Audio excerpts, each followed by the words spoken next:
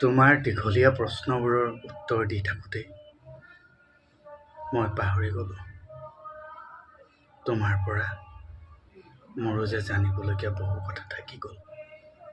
তোমাক সদায় কেয়াৰ লওঁতে মই পাহৰি গ'লোঁ মোৰো যে এটা জীৱন আছিল। এতিয়া বিচাৰিলে তুমিও বেলেগক পাবা, ময়ো বেলেগক পাম।